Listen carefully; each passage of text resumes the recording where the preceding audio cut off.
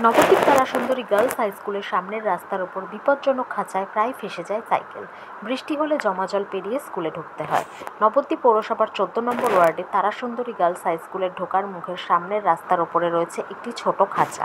স্কুলের ছাত্রীদের অভিভাবকদের অভিযোগ যে মাঝে মাঝে ছাত্রীদের সাইকেলের চাকা ঢুকে ফেসে যায়। ছাত্রী ছাড়াও অন্য মানুষের সাইকেলের চাকা ঢুকে ফেসে গিয়ে ঘটে বিপত্তি।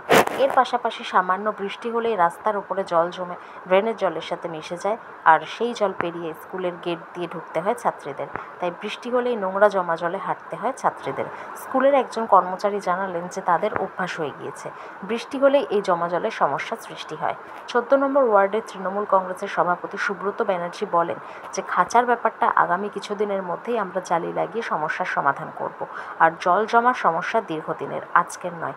তাও আমরা ড্রেনের ময়লা পরিষ্কার করে যতখানি পেরেছি জল কমিয়েছি। তাও আমরা চেষ্টা করছি যত তাড়াতাড়ি এই জল জমা যন্ত্রণা থেকে মানুষকে মুক্তি দেওয়া যায়। সাইকেলের চাকাটা প্রত্যেকদিনই ঢোকে বাচ্চার কাছে, কিছু খুব বিপদ ওই জায়গাটা। যদি এটা ঠিক করে দেওয়া হয় তাহলে খুব সুবিধা হয় আমাদের। কিসের ফাঁক? ওই যে গ্রিলের ফাঁকটা এগুলো মানে চাকাটা, সাইকেলের চাকাটা বারবার ঢুকে যায়, যার জন্য খুব সুবিধা হয়। বাচ্চা কাচ্চা পাও ঢুকে যাওয়ার ভয়। বড়বারের জন্য জল হলে বেশি, আর জল না হলেও একটু দাও দেখা যায়, এই আর কি। জল তো ঢুকে যায়, তখন দেখা যায় না, তখন তো খুব রিস্ক লাগে।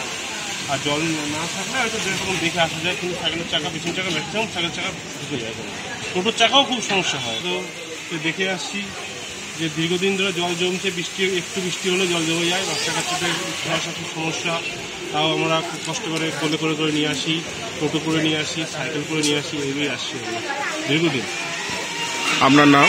মনোজ দত্ত। আপনার মেয়ে এই স্কুলেই পড়ে? হ্যাঁ। এই স্কুলের নাম? তারাসুন্দরী বালিকা বিদ্যালয়।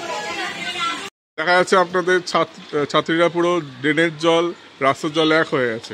অবশ্যই এটা বর্ষা আসলে আমাদের এটা নিত্য অভ্যাস হয়ে গেছে এটা আর কি। আমাদের কী করবো, জল যদি না নামে নবদ্বীপ শহরের জল, ওটা শহরেরই এক অবস্থা। আপনার স্কুলের সামনে প্রত্যেক বছর কি এরকম? একদম স্কুলে বাচ্চাদের আসতে অসুবিধা হয় বা আমাদেরও আসতে অসুবিধা হয়। আপনার নাম?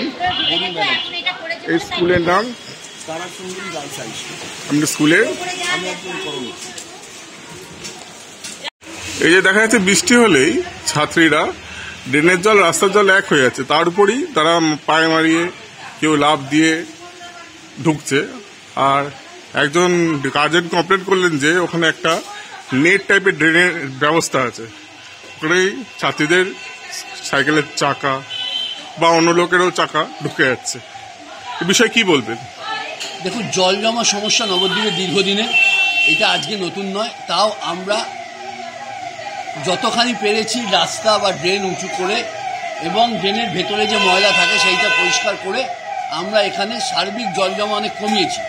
তথাপি জল যে জমে না তা নয়। নবদ্বীপের ভৌগোলিক পরিস্থিতি এমন যে এটা একটা কড়াইয়ের মতো, অতএব এখানে সামান্য বৃষ্টিতেই জল জমে। নবদ্বীপের 14 নম্বর ওয়ার্ডে তারাসুন্দরীর সামনে এটা তার ব্যতিক্রম নয়। সার্বিক জলের থেকেও এখানে আমরা যতটা পেরেছি বা কাউন্সিলর বা সার্বিক জনগণের চেষ্টায় এখন ড্রেন অনেক পরিষ্কার রাখা হয় এবং জল জমা আগের থেকে অনেক ভালো। তাও আমরা চেষ্টা করছি এই জল যন্ত্রণা থেকে যত তাড়াতাড়ি মানুষকে মুক্তি দেওয়া যায়। এবং যে খাঁচার ব্যাপারটা বললেন, ওইটা আমাদের নলেজে আছে। আমরা হয়তো কিছুদিনের মধ্যেই এই সমস্যার সমাধান করে জালি লাগিয়ে সমস্যার সমাধান করব। আপনার নাম?